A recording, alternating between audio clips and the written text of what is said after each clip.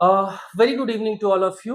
In this very video, इस वीडियो में हम लोग क्या करेंगे ना कि आप लोगों को पता ही है कि आज ही बीपीएससी की जो मेंस परीक्षा है 71st बीपीएससी का, उसका जीएस पेपर 1 था। इस वीडियो के पिछले वाले पार्ट में हम लोगों ने डीआई सेक्शन का पहला वाला क्वेश्चन देखा था, which was question number 7। 8 number question या 7 नंबर क्वेश्चन में भी एक छोटा सा गलती बीपीएससी के द्वारा किया गया है, क्वेश्चन सेट करने वालों के द्वारा किया गया है। इसको लेकर के बहुत सारे बच्चे कंसर्न भी थे। उनका कहना था कि भाई किसमें मार्क्स मिलेगा, किसमें नहीं मिलेगा। 8-9 बच्चों ने व्हाट्सएप पे बात किया, या कुछ बच्चों ने इसी वीडियो के पिछले वाले पार्ट में कमेंट किया कि सर इस पर्टिकुलर सिचुएशन में क्या करना है। तो उन सारी चीजों को हम लोग एक सेपरेट वीडियो में बात करेंगे, एक छोटे से वीडियो में। यहाँ हम लोग दूसरा वाला जो क्वेश्चन है उसका सटीक आंसर देखते हैं कि क्या होगा, ठीक है। और ये वीडियो भले हम आज रिकॉर्ड कर रहे हैं, बट आई एम इंश्योरिंग कि इसको कल हम जब बच्चे जीएस पेपर 2 का एग्जाम देने चले जाएंगे ना, यानी 10 बजे के बाद ही अपलोड कर रहे होंगे। इसका फायदा ये है ना कि जितने बच्चों ने कमेंट किया कि सर इसको कैसे बनाना था, ये कैसे करना था, उन सबको हम एक ही चीज रिप्लाई किए कि बाबू अभी रिलैक्स रहिए। 6-8 नंबर को लेकर के उतना कंसर्न मत रहिए। कल आपका जीएस 2 का पेपर है जो 300 नंबर का है। अब मान लीजिए बीपीएससी की तरफ से गलती भी हुआ है, तो उस पर अभी आप क्या कर सकते हैं या हम क्या कर सकते हैं, राइट। तो उसको बाद में देखा जाएगा बहुत डिटेल में कि क्वेश्चन कहां से पूछा गया है, क्या गलती किया गया है, ठीक है। उन सारी चीजों को भी हम दो छोटे छोटे सेपरेट वीडियो में बात करेंगे। पहला चीज तो ये एक छोटा सा वीडियो बनाएंगे कि खेत खाए गधा मार खाए जोल्हा, मतलब अगर क्वेश्चन सेट करने वाले ने गलती किया हुआ है तो उसका खामियाजा बच्चे क्यों भुगतते हैं, एक चीज। और दूसरा चीज कि अगर कोई स्टूडेंट जिनको केवल आंसर की मैच करना है, बिकॉज अब तो एग्जाम हो गया ना, तो अब at the end of the day BPSC क्या करेगा, आपके सटीक आंसरों के लिए आपको मार्क्स देगा। तो चारों जो डीआई सेक्शन के क्वेश्चन पूछे गए उनका केवल आंसर हम प्रोवाइड कर रहे होंगे, और तब हम लोग देख रहे होंगे कि क्या इन लोगों ने गलती वगैरह किया है, ठीक है। तो उन्हीं सारी चीजों को ध्यान में रख के कि भाई मेरे 2-4 व्यू, 5 व्यू, 10 व्यू, मान लीजिए दूसरा वाला ये वाला क्वेश्चन अगर अभी हम अपलोड करते हैं, तो इससे ये होगा कि भाई बच्चे फिर अनावश्यक टेंशन में आएंगे। कल उनका एग्जाम भी है, उनको बहुत एक साउंड सा स्लीप लेना चाहिए, ठीक है। मेरे 8, 10, 50, 100, 200, 500, 1000, 10,000 व्यू से ज्यादा इंपॉर्टेंट किसी भी बच्चे का एक सिंगल मार्क्स है, ठीक है। तो टेंशन मत लीजिए, जाकर के आराम से आप सोइए। कल जब पेपर दे करके आइए ना, तब इन चीजों को डिस्कस करेंगे, तब इस वीडियो को आप देख सकते हैं, ठीक है। तो आइए देखते हैं दूसरा नंबर क्वेश्चन में क्या करने की जरूरत है। पहला चीज तो दे रहा है ना कि 2010 में कोई देश सी के 7 राज्यों के आंकड़े बताए गए हैं। ये 7 राज्य हैं और इसके आधार पर आपको क्वेश्चंस को आंसर करना है, ठीक है। क्या क्वेश्चन है कि भाई नीट एग्जाम में टोटल जो योग्यता प्राप्त, यानी जो टोटल क्वालिफाइड लोग हैं वो आपको 27,300 है, और वहीं जेईई योग्यता प्राप्त करने वाले लोग बच्चे कितने हैं, तो 24,700 है, ठीक है। पाई चार्ट का उपयोग दो तरीके से किया जाता है। एक तो हम लोगों को पता है कि किसी पॉइंट के इर्द गिर्द 360 डिग्री होता है, ठीक है। तो एक तो 360 डिग्री में वो लोग फ्रैक्शन करके हिस्सा करके दे देते हैं, या परसेंटेज वाइज भी दे देते हैं, ठीक है। तो परसेंटेज वाइज दे देते हैं, जैसे इसमें 15 और 8 जोड़ेंगे तो 23, और 17 40, और 21 कितना हो गया, 61 हो गया। 61 14 75 हो गया, और यहां से दोनों जोड़ देंगे 25, मतलब 100%, ठीक है। कोई समस्या वाली चीज नहीं है। लेकिन समस्या आप देखिए कहां पर है। इन्होंने आर एस अग्रवाल से ये दूसरा वाला क्वेश्चन उठा रखा है, और उसमें एक छोटी सी गलती है, और उस गलती को रेक्टिफाई किए बिना इन्होंने एज इट इज उस क्वेश्चन को उठा लिया है, ठीक है। थोड़ा माइनर चेंजेस किया है फॉर्मेट में, बट जो मूलभूत आंकड़ा है वो वहीं से उठाया है। और क्या गलती है देखिए, यहां पर देखेंगे ना तो 12% हुआ, 17 29% हुआ, 15 44% हुआ, 44 14 कितना हो गया, 58 हो गया, 58 18 76 हो गया, और 76 और 25 जब आप जोड़ेंगे तो ये 101% हो गया। यही गलती है, ठीक है। और इसी चीज को लेकर के बच्चे बहुत ज्यादा कंसर्न थे, और तभी हम डिसाइड कर रहे हैं कि भाई ये वीडियो एनी हाउ कल 10 बजे के पहले हम नहीं डाल रहे होंगे, ठीक है। हम नहीं चाहते कि अनावश्यक आप इन सारी चीजों के ऊपर ध्यान दें, ठीक है।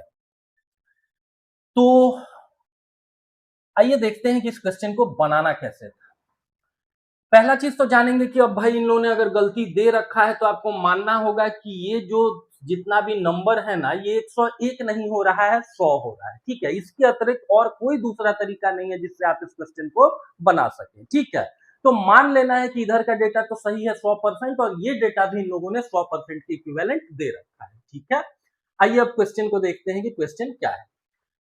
How many students qualified for NEET exam from the state M and S. ठीक है, एम और एस जो है उस दोनों राज्यों से कितने छात्रों ने नीट में योग्यता पाई है, कितने लोग क्वालिफाइड हुए।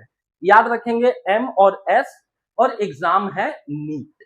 ठीक है, तो पहले तो नीट में चले आते हैं। एम प्लस एस की बात की जा रही है। ठीक है, तो एम मतलब 17% हो गया, और एस ले रहे होंगे तो 14% हो गया। ठीक है, तो टोटल जो है क्वालिफाइड मतलब 100% में कितना हो गया, 31% हो गया। ठीक है, 31% आपको निकाल देना है कितने का, तो टोटल नंबर यहां देख रहे होंगे 27,300। ठीक है, दो तो जीरो यहां से कट गए, और एक बार कैलकुलेटर से चीजों को हम लोग कैलकुलेट करके देख लेंगे। ठीक है, क्या है 31 इंटू 273, तो फिर कितना आंसर हो जाएगा आपका, आंसर हो जाएगा पहले वाले का 8463। ठीक है, जो राइट आंसर होगा वो कितना होगा, 8463। इस चीज को नोट डाउन कर लेंगे। आइए अब दूसरे क्वेश्चन की तरफ बढ़ते हैं। दूसरा क्वेश्चन देखिए क्या लिख रखा है, that what is the total number of students qualifying for JEE from the states N and P. ठीक है, पूछ रहा है कि जेई में क्वालिफाई करने वाले बच्चे कितने हैं, किन दो राज्यों से, एन और पी से। ठीक है, एन और पी और जेई। ठीक है, तो जेई में चले आएंगे और एन और पी को ऐड कर देंगे। ठीक है, तो 15-12 कितना परसेंट हो गया, 27% हो गया।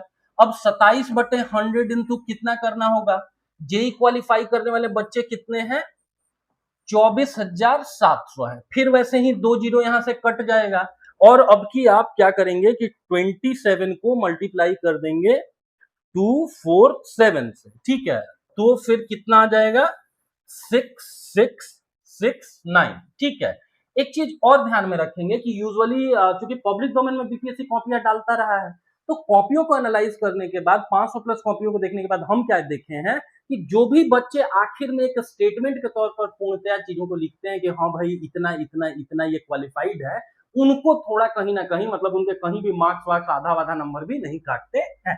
तो कम से कम सेंटेंस पूरा लिखने का प्रयास करना चाहिए था। ठीक है, और गलती वही है जैसा कि हम आप लोगों को बताएं कि भाई यहां पर इस डेटा को जोड़ेंगे तो 101% हो रहा है, और पिछले वाले क्वेश्चन में भी थोड़ा सा एक गलती है, उन सारी चीजों को एक अलग से सेक्शन में हम लोग देख रहे हैं। ठीक है, तीसरे वाले क्वेश्चन में देखेंगे क्या लिख रखा है, that what is the total number of NEET and JEE qualified candidates in the state of R. ठीक है, आर एक राज्य है, उसमें पूछ रहा है कि भाई नीट और जेई दोनों कितना संयुक्त रूप से कितने बच्चे क्वालिफाई किए हैं वो बताइए। तो राज्य ध्यान में रखना है आर, और दूसरा नीट और जेई दोनों। ठीक है, राज्य आर में चले आएंगे 18%, आर में चले आएंगे कितना है 14%। तो इस बार आपको क्या लेना होगा, सिंपली 18/100 गुने कितने बच्चे हैं टोटल नीट वाले, 27,300, और प्लस यहां पे कितने हैं 14% है, तो 14/100 गुने 24700। ठीक है, फिर वही चीज कि 2 जीरो यहां से कटा, 2 जीरो यहां से कटा, 2 जीरो यहां से कटा, 2 जीरो यहां से कटा, और तब इसको आप कैलकुलेट करेंगे तो ये नंबर हो रहा है 18 इंटू 273। कितना हो गया, चूंकि ये लोग थोड़ा स्टेप्स वगैरह भी देखते हैं कि आपने कैसे बना रखा है। ठीक है, स्टेप गलत होने पर मतलब ये लोग क्या करते हैं ना कि यूजुअली कुछ तो दंड देते हैं। ठीक है, तो यहां से एक अगला डेटा लिख देंगे, अगला स्टेप लिख देंगे कि भाई ये बच्चे जो क्वालिफाइड किए हुए हैं नीट उस राज्य से वो इतना नंबर हो गया।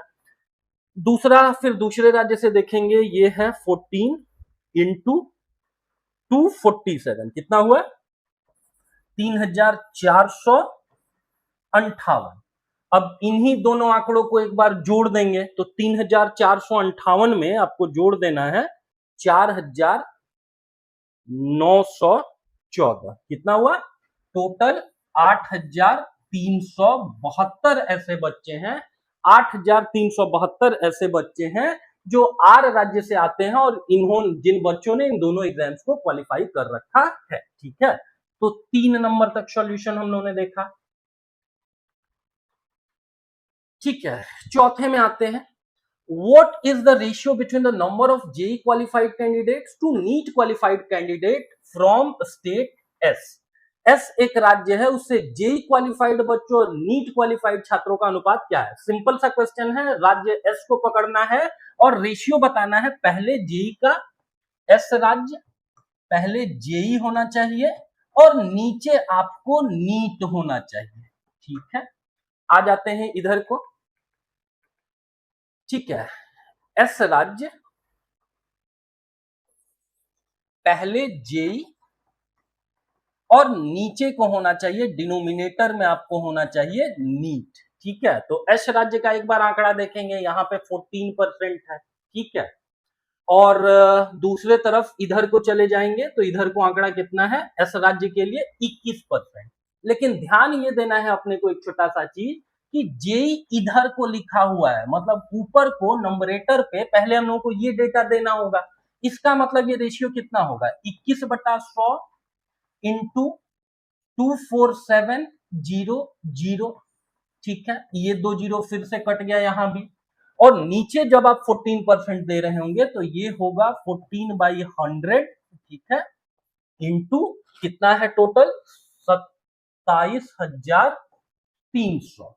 ठीक है, ये 2 जीरो यहां भी कट गया, मतलब सिंपली ये है 21 गुने 247 डिवाइडेड बाई 14 इंटू 273। ठीक है, इस आंकड़े को कैलकुलेट कर लेते हैं। 21 इंटू 247, ये हो गया 5187, और डिवाइडेड बाई नीचे डिनोमिनेटर में क्या होगा? 14 इंटू 273, मतलब 3822। ठीक है, अब स्क्वायर सच कर देते हैं। 5187 डिवाइडेड बाई 3822। ठीक है, तो ये कितने के इक्विवेलेंट हुआ? ये जो रेशियो है वो है 1.71 क्लोज टू दिस। ठीक है, तो इस तरीके से लिख देंगे कि भाई ये जो डेटा है ना, ये अप्रोक्सीमेटली इक्वल टू है 1.3571। ठीक है, अगले क्वेश्चन की तरफ चलते हैं, लास्ट क्वेश्चन की तरफ।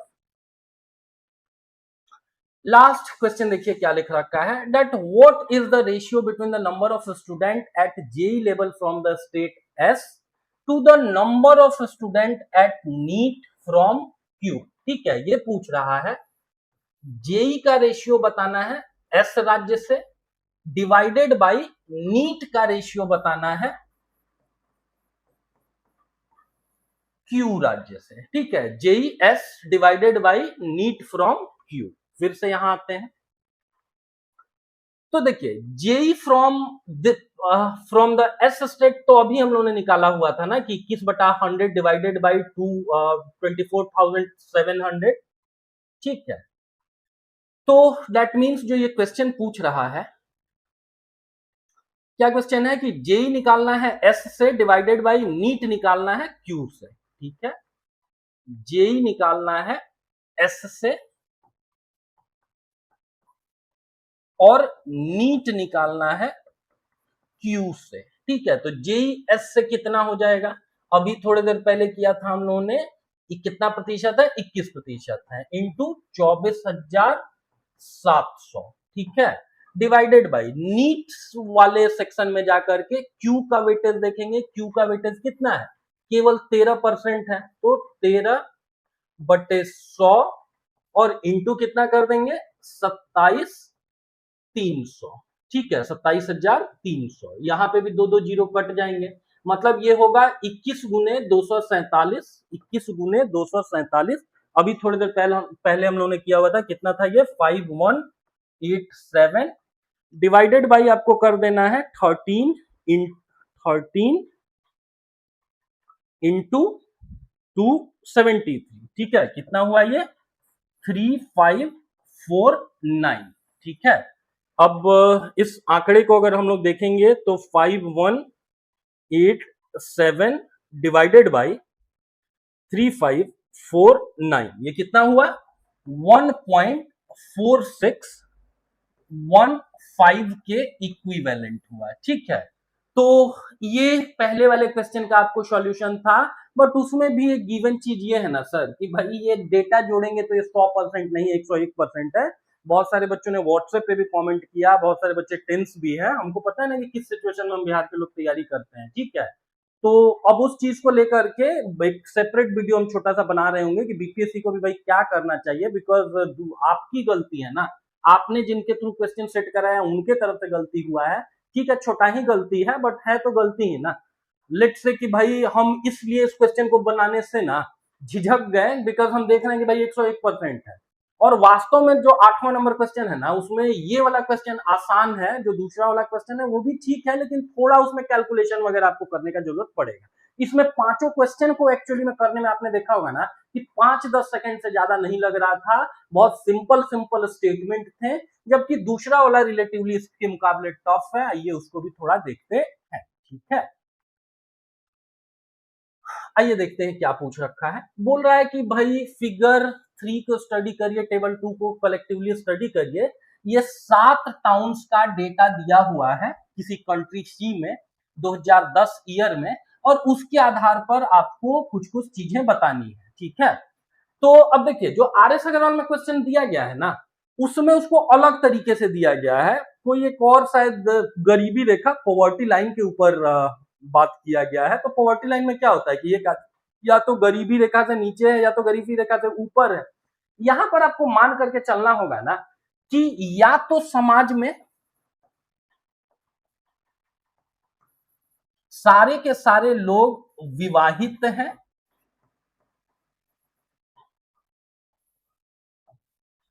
और या तो सारे के सारे लोग कैसे हैं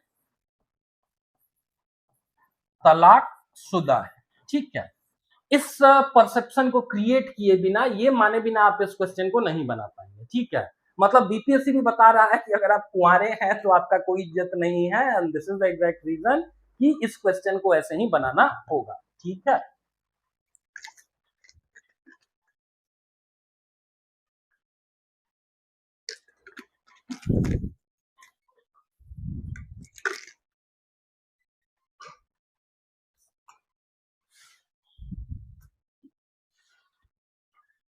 ठीक है, तो पहला चीज तो आपको मान करके चलना होगा कि समाज में या तो विवाहित लोग हैं या तो तलाकशुदा लोग हैं। ठीक है, अगला चीज देखिए कि क्या है, और इसके लिए आप बीपीएससी को गलत नहीं ठहरा सकते हैं। इसलिए नहीं ठहरा सकते हैं बिकॉज देखिए रीडिंग कॉम्प्रिहेंशन का और डीआई का एक सीधा सा नियम होता है कि जितनी चीजें क्वेश्चन में दी गई हैं उसी के आधार पर आपको आंसर करना है। एक आध बच्चों ने व्हाट्सएप में ये भी किया कि सर ये तो मतलब फिर कैसे बनाएंगे क्योंकि अविवाहित लोगों का क्या होगा।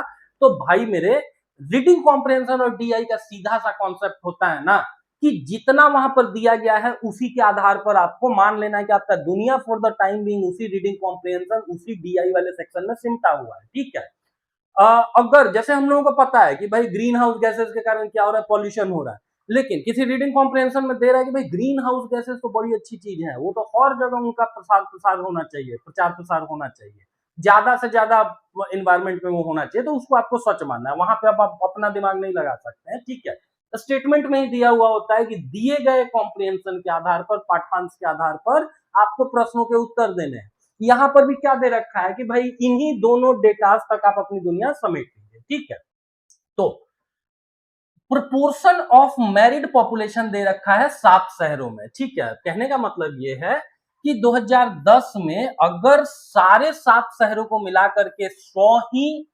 विवाहित लोग थे, 100 ही विवाहित लोग थे, तो उन 100 विवाहित लोगों में से इस जेड राज्य में 11% लोग हैं, यहाँ 21 है, यहाँ 10 है, 16 है, 15 है, 11 है, 16। एक बार इसको भी जोड़ करके देख लेंगे कि भाई पिछला वाला गलती इसमें तो नहीं कर दिया गया है। तो 21 11 कितना होता है, 32 होता है। 32 इधर से आया, इधर से 10 और 16 26 आया, और इन तीनों को जोड़ रहेंगे तो 16 11 27 आया, 27 15 42 आया। ठीक है, 3 2 5 4 9, तो 90 इधर से मिल गया और 2 6 और 2 10 मिल गया। मतलब यहाँ पर डेटा वेटा इन्होंने गड़बड़ नहीं किया है। ठीक है, बस वही एक परसेप्शन आपको मान लेना था कि समाज में या तो सारे के सारे लोग विवाहित हैं और नहीं तो सारे के सारे लोग क्या हैं, तलाकशुदा हैं। ठीक है, तो पहला चीज कि अगर ओवरऑल इन 7 शहरों में 100 ही लोग मैरिड हैं तो 100 लोगों में इन सारे शहरों में इस तरीके से डिस्ट्रीब्यूशन हो रखा है। अगला बोल रहा है कि किसी एक नगर एक्स में जो तलाकशुदा जनसंख्या है वो प्रतिशत में इतना है।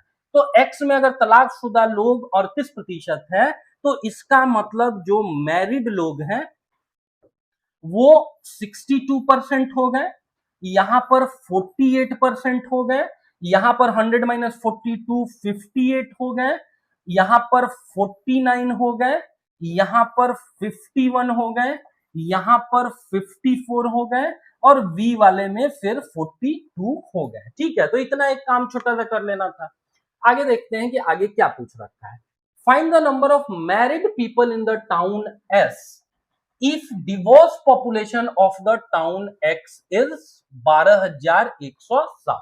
ठीक है, पहला चीज तो बोल रहा है कि कोई टाउन X है, उसमें जो डिवोर्स लोग हैं, जो तलाकशुदा लोग हैं, उनका संख्या है 12,107। ठीक है, आइए क्वेश्चन की तरफ चलते हैं। X में जो तलाकशुदा लोग हैं, तलाकशुदा इन X इज इक्विवेलेंट टू 12,160। 12,160। अब तलाकशुदा प्रतिशत देखेंगे कहां पर, तो एक्स वाले में। ठीक है, तो एक्स में तलाकशुदा का प्रतिशत अगर 38% है, मतलब 38% लोग कितने हैं, 1 2 1 6 जीरो है।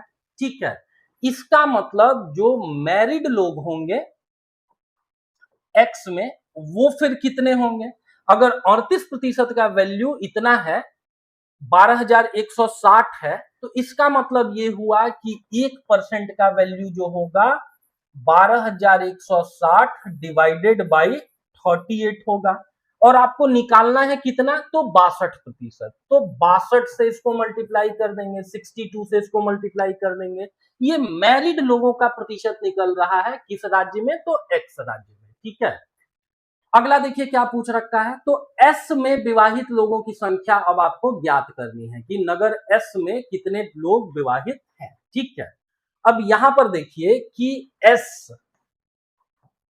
इस टू जो एक्स वाला राज्य है, एक्स वाला राज्य है, उसका रेशियो कितना है, 11/16 है।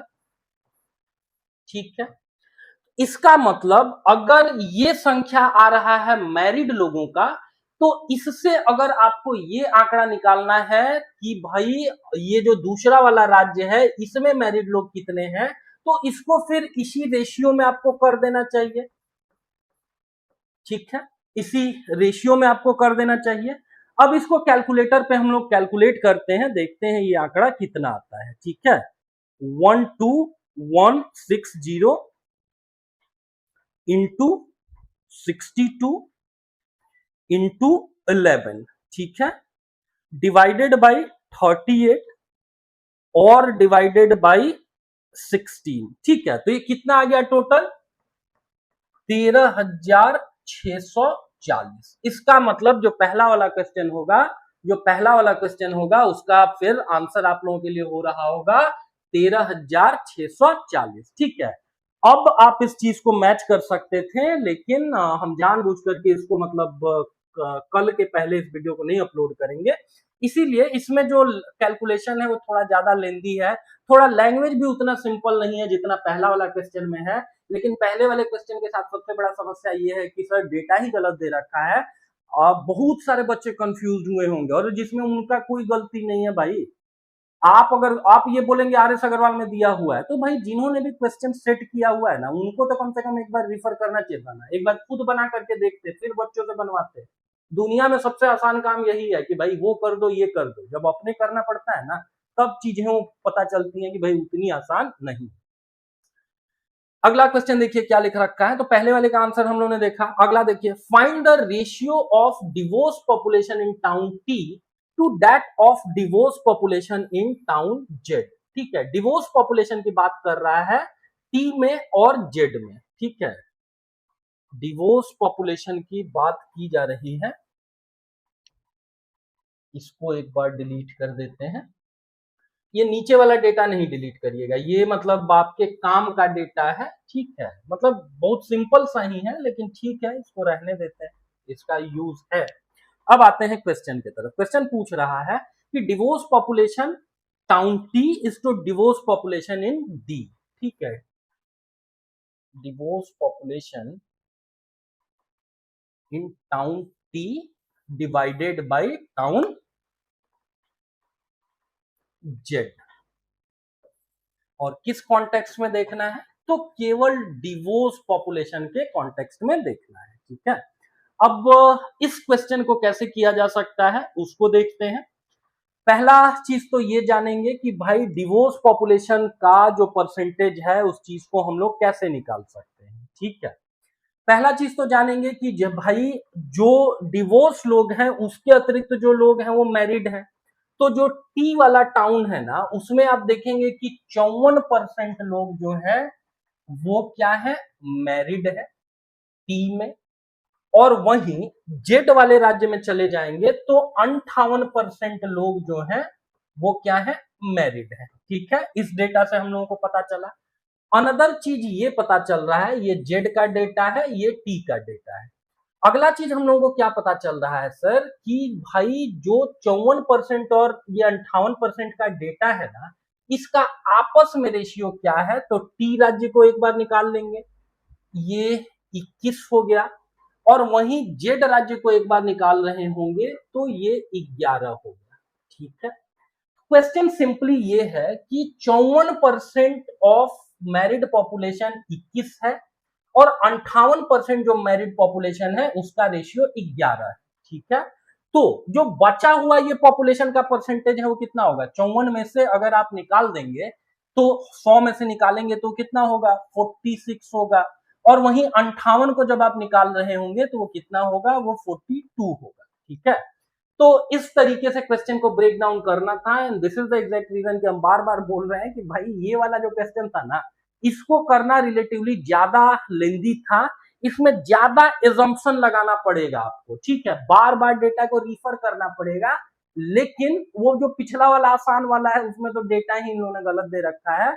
और यही कारण है कि बहुत सारे बच्चे जो है ना वो क्या हुए होंगे, वो कहीं ना कहीं कंफ्यूज हुए होंगे। ठीक है, तो भाई अब इधर को आते हैं। देखिए क्या है, अगर 54% 21 के इक्विवेलेंट है तो 1% किसके इक्विवेलेंट रहा होगा? 21/54 के।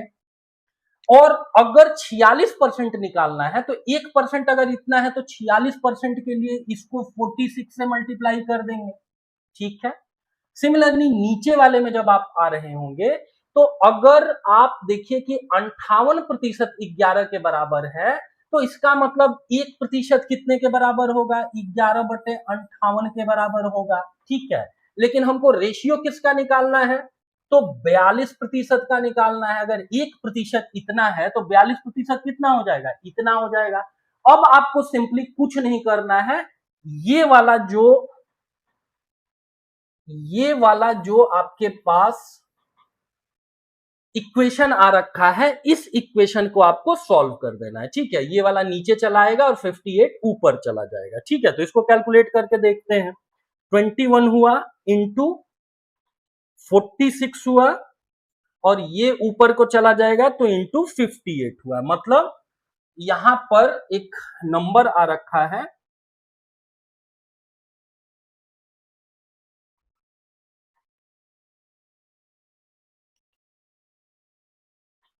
यहां पर एक नंबर आ रखा है जो है 56,028। ठीक है, और वैसे ही डिनोमिनेटर में चले जाएंगे, नीचे वाले टर्म में चले जाएंगे तो ये होगा 11 गुने 42 और गुने ये नीचे को चलाएगा तो 54।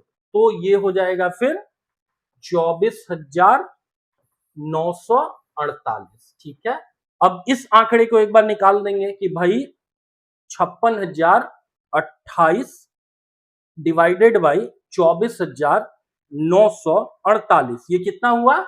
ये क्लोज टू हुआ 2.2457। ठीक है, एक और चीज भाई, कहीं कहीं पे देखे ना कि एक आध नंबर काट लिया इन लोगों ने इस चीज के लिए कि भाई आपने मतलब एक बड़ा छोटा सा अप्रोक्सीमेशन किया। बेटर है कि ये पूरा का पूरा आप रेशियो लिखिए। ठीक है, वहां पे ना तो आपको पेन की कमी होगी ना तो पेज की कमी होगी।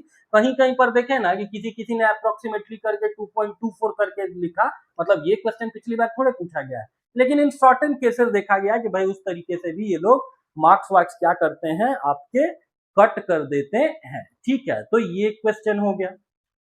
अगले में आते हैं, अगला क्वेश्चन देखते हैं कि क्या है। ठीक है, दो क्वेश्चन अभी तक हम लोगों ने देखा।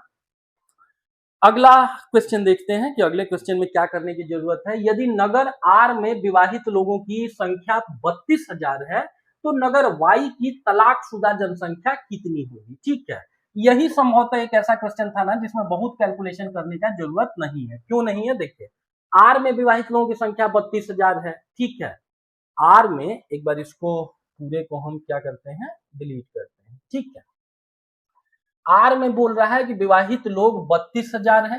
ठीक है, तो 16% मतलब 32K हो गया। ठीक है, अगला पूछ रहा है तो वाई की तलाकशुदा जनसंख्या कितनी है? वाई की तलाकशुदा जनसंख्या, तो पहली चीज देखिए, अगर वो 16% है तो ये 15% है।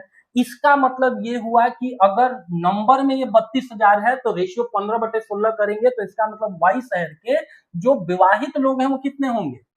30,000 होंगे। ठीक है, 30K होंगे। ठीक है, अब अगला पूछ रहा है कि भाई आप ये बताओ कि नगर वाई की जो तलाकशुदा जनसंख्या है वो कितनी है? वाई की तलाकशुदा जनसंख्या कितनी है?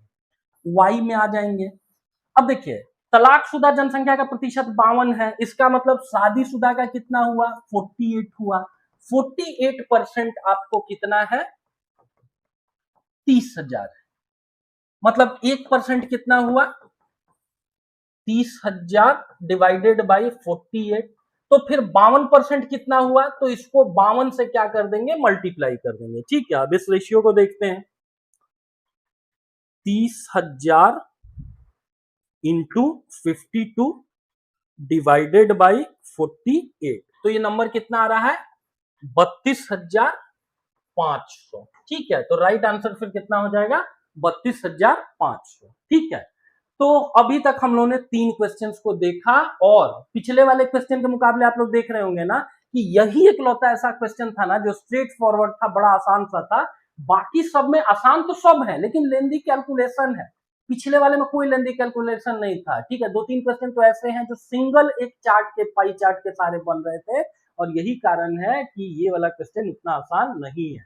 आसान नहीं in the sense time taking. ठीक है, अरे भाई अगर एक क्वेश्चन में हम 10 मिनट लगा रहे हैं डीआई के, एक क्वेश्चन 20 मिनट में लग रहा है तो मेरा जीएस के बाकी सेक्शन का 10 मिनट खा रहा है ना। आगे देखते हैं अगले डी वाले क्वेश्चन में क्या लिख रखा है। इफ इन द ईयर 2011 में क्या हुआ ना कि नगर वाई और वी की जो विवाहित जनसंख्या है उसमें 10% का वृद्धि हो गया। ठीक है, और ये भी दे रहा है कि वर्ष 2010 में जो वाई का विवाहित जनसंख्या है वो 30,000 है। तो अगर वर्ष आपको 2010 में वाई का पॉपुलेशन 30,000 है और अगले साल उसमें कितना हो रहा है? 10% का वृद्धि हो जा रहा है। तो 10% का वृद्धि मतलब 3,000 का वृद्धि हुआ। मतलब 2011 में जो वाई का पॉपुलेशन होगा वो 33,000 होगा। ठीक है, इसमें कोई शक नहीं है। अगला चीज बोल रहा है कि अगर मान लीजिए कि सभी नगरों के लिए तलाकशुदा जनसंख्या का प्रतिशत उतना ही रहा, जितना डेटा दिया गया है वही डेटा रहा, तो वर्ष 2011 में जो वाई की तलाकशुदा जनसंख्या है उसको आपको ज्ञात करना है। ठीक है, ये मानते हुए कि वर्ष 2010 में नगर वाई की विवाहित जनसंख्या 30,000 थी। वाई का जो एक चीज और देखेंगे, एक और यहाँ पर क्या ध्यान देने वाली चीज है। एक बच्चे ने मैसेज किया था, व्हाट्सएप मैसेज किया कि सर आखिर में हम कहाँ पे गुफअप कर दिए ना, कहाँ पे गलती कर दिए। वी और जो वाई है ना, देखिए एक जैसा आपको अल्फाबेट है। ठीक है, तो कहीं कहीं पर आप पढ़ने में भी गलतियां कर सकते हैं। और इसीलिए भाई अगर 72nd बीपीएससी दे रहे हैं ना, तो अब आप देख लीजिए कि आपको कितना चैलेंजेस फेस करना पड़ रहा है। देखिए कि मार्केट में कितने लोगों ने सही सही सॉल्यूशन करा रखा है। तो अगर जो मेंटर्स हैं उनके लिए चैलेंजेस है, या आईआर वाला सेक्शन जाकर के देखिए ना कि आईआर वाला सेक्शन कैसा पूछ रखा है, ठीक है, ये जाकर के देखिए कि कितने लोगों ने उस स्टैंडर्ड के ऊपर क्वेश्चन आपसे पूछे हैं, उन सारी इंटेलेक्चुअल चीजों को पढ़ाया हुआ है, ठीक है। कभी किसी को इससे जज मत करिए, आप लोगों को बेवकूफ बना देने के लिए ये बोल दिया जाता है ना कि जो पढ़ाया वही आया, ठीक है। भाई जो पढ़ाया वही आया मतलब बीपीएससी के साथ आपका सेटिंग था क्या, ठीक है, कि ऑप्शन के साथ आपकी चीजें सही आ जा रही है। अगर सेटिंग नहीं है तो अगर रेशनल तरीके से मोटे तौर पर बहुत सारी चीजों को अगर आप अच्छे तरीके से समझा पा रहे हैं, निबंध में इस तरीके से निबंध लिखवा पा रहे हैं कि भाई इस मतलब मुहावरे कितने, इनफाइनाइट नंबर ऑफ मुहावरे, किसी के ऊपर भी क्वेश्चन पूछा जा सकता है, तो किसी पे भी क्वेश्चन अगर पूछेगा तो इसका मतलब कि आप लिखने में कैपेबल होने चाहिए, आपकी राइटिंग स्किल्स ज्यादा बेटर होनी चाहिए, ठीक है। तो ध्यान देने वाली चीज ये थी कि वाई 33,000 हो रखा है और वी की जो जनसंख्या है उसमें भी 10% का वृद्धि हुआ है, ठीक है। आइए देखते हैं, वाई और वी को बस कंपेयर करना है, ठीक है। देखिए क्या पूछ रखा है, पहला चीज तो बोल दिया कि y जो है वो 33,000 हो गया है, ठीक है। अब y से जब भी आप v को कंपेयर करेंगे तो y अगर 15% है तो v जो है वो 10% हुआ। इसका मतलब रेशियो कितना है, 2:, आपको 3 है, ठीक है, 10/15, और 10% का वृद्धि यहां भी हुआ है, तो दैट मीन्स कि 2011 में यहाँ का जो पॉपुलेशन होगा वो कितना होगा, 33 के इंटू 2/3 कर देंगे तो ये 22,000 हो गया। पहला चीज तो यहीं पे आपको आ जाना है कि भाई 2011 में जो पॉपुलेशन हुआ वो कितना हुआ, वो 22,000 हुआ, और ये किसका आप निकाल रहे हैं, ये v का निकाल रहे हैं, न कि y का निकाल रहे हैं। y का कितना है, 35,000। अगला देखिए क्या पूछ रखा है, अगला पूछ रखा है कि ये भी मानिए कि सभी नगरों के लिए तलाकशुदा जनसंख्या का प्रतिशत जो है वो चेंज नहीं होता है, तो वर्ष 2011 में वी की जो तलाकशुदा जनसंख्या है उसको आपको ज्ञात करना है। अब बहुत आसान सा है, ठीक है, वी में चले जाएंगे, अगर 58% का वैल्यू आपको, अगर 58% लोग तलाकशुदा है मतलब 42% जो लोग है ना वो क्या है, शादीशुदा है, तो 42% लोगों का जो नंबर है वो कितना आया, 22,000 आया। तो 58% को निकाल लेना फिर कोई बहुत बड़ी बात नहीं होगा, ठीक है। मतलब 42% इक्विवेलेंट टू 22 के, इसका मतलब कि 1% कितना होगा, 22 के 22,000 डिवाइडेड बाई 42, तब आप लोगों को निकाल लेना है कि 58% कितना होगा, तो ये होगा 22,000 डिवाइडेड बाई 42 इंटू 58, ठीक है। अब इसको एक बार कैलकुलेटर पर कैलकुलेट करके देखते हैं, ठीक है, कि ये कितना आ रहा है आपको, 22,000 हो गया, ठीक है, इंटू 58 हो गया और डिवाइडेड बाई 42 हो गया, ठीक है। तो ये नंबर फिर आ रहा है 30,380.95, ठीक है, 30,380.95। अब ये मत बोलिएगा कि भाई एक वो कंप्लीट आदमी नहीं आ रहा है, वो मैथ्स वैथ्स में क्वेश्चन ऐसे बनते हैं, यही डेटा लिख करके आएंगे तो ज्यादा अच्छा होगा, नहीं तो अप्रोक्सीमेशन करके उसको 80 की जगह आप 81 वगैरह भी क्या कर सकते थे, कर सकते थे, ठीक है। या ऐसे भी छोड़ देंगे तो भाई उसके लिए आपके मार्क्स वार्क्स नहीं काटेंगे, ठीक है, उसमें जनरल मतलब आप परसेप्शन नहीं लगाना होता है, जो क्वेश्चन में जिस तरीके से पूछा गया है उसी तरीके से बना दें। तो ई वाले में फिर देखते हैं कि ई वाले में किस तरीके से क्वेश्चन को अटेम्प्ट करना है, ठीक है। और एक बात तो बहुत क्लियर है कि भाई ये वाला जो क्वेश्चन है बड़ा लेंदी सा है, देख रहे हैं डाडा भर का, मतलब एक एक पन्ने का आधा आधा पन्ने का इन्होंने क्वेश्चन पूछ रखा है। 2012 में बोल रहा है कि नगर आर की जो विवाहित जनसंख्या है वो 10% बढ़ा, और नगर जेड का जो विवाहित जनसंख्या है वो 2010 की तुलना में 5% घट गया, ठीक है। और सभी नगरों के लिए जो तलाकशुदा जनसंख्या का प्रतिशत है वो अपरिवर्तित रहता है, ठीक है। और आगे बोल रहा है कि 2012 के लिए नगर आर की जो तलाकशुदा जनसंख्या है, इसी शहर आर का तलाकशुदा, आर का डिवाइडेड बाई कौन सा रेशियो निकालना है, तो जेड का तलाकशुदा आपको निकालना है, ठीक है। अब इस क्वेश्चन में स्टार्टिंग में ही हम लोगों ने क्या बात किया हुआ था, स्टार्टिंग में ही बात किया हुआ था कि भाई लेट से कि अगर सातों शहरों को मिलाकर के 100 ही मैरिड लोग हैं, तो उन 100 मैरिड लोगों में से 100 लोग आर में रहते हैं, 11 लोग एस में रहते हैं, इस तरीके से करके कौन से दो शहरों का रेफरेंस दिया गया एक बार उसको देख लेते हैं। रेफरेंस है आर का जनसंख्या 10% बढ़ा, जेड का 5% घटा। आर 10% बढ़ा और जो जेड है ना वो कितना प्रतिशत घटा, तो जो जेड है वो 5% घटा। ठीक है, मान लेते हैं कि पूरे 100 ही विवाहित लोग थे, इसमें 10% अगर बढ़ रहा होगा तो आर का वैल्यू कितना था 16, 16 का 10% 1.6 मतलब 16 प्लस 1.6 मतलब 17.6। ठीक है, अगर 17.6 आपको मानने में परेशानी है तो ये मान लीजिए कि 100 लोग नहीं है, वो टोटल लोगों का जो संख्या है वो विवाहित लोगों का संख्या है वो 100 नहीं होके 1000 10,000 है। 10,000 में से आप लिख देंगे कि भाई 1760 हो गया। ठीक वैसे ही जेड का पहले जनसंख्या कितना था, 10,000 में से वो 1100 था, जेड कहां गया 1100 था, और उस 11 में से 5% कम कर देंगे तो फिर 55 हो जाएगा, 55 कम और ये हो जाएगा 1045। यहां तक कोई दिक्कत नहीं होना चाहिए। ठीक है, कि भाई आर में जो टोटल नंबर ऑफ विवाहित लोग हैं वो 1760 हैं और जेड में टोटल नंबर ऑफ विवाहित लोग कितने हैं 1045 है। अगला बोल रहा है कि ये जो तलाकशुदा लोगों का परसेंटेज है वो चेंज नहीं हुआ है। चेंज नहीं हुआ है मतलब इस डेटा को हम लोग रिफर कर सकते हैं। मतलब अब आपको क्या निकालना है, तो ये चीज को भी एक बार आप ध्यान में रखेंगे कि जो शहर आर है उस शहर आर में 51% जो लोग हैं वो क्या है 49% जो लोग हैं वो क्या है मैरिड है। और वहीं पर जेड वाले राज्य में आप चले जाएंगे ना, जेड वाले राज्य में चले जाएंगे तो 42% लोग जो हैं वो तलाकशुदा है, मतलब 58% लोग जो हैं वो मैरिड हैं। ठीक है, तो ये वाला जो डेटा दे रहा है ना वो डेटा और कुछ भी नहीं है। अभी जो 1760 और 1045 आपने बताया वो है 58% और 49%। अब आपसे क्या निकालने के लिए लोग बोल रहे हैं, अब सिंपली आप लोगों से लोग पूछ रहे हैं कि आप तलाकशुदा जनसंख्या का हमको प्रतिशत बता दो आर का, और जेड का तलाकशुदा बताइए। ठीक है, आर का तलाकशुदा डिवाइडेड बाय जेड का तलाकशुदा।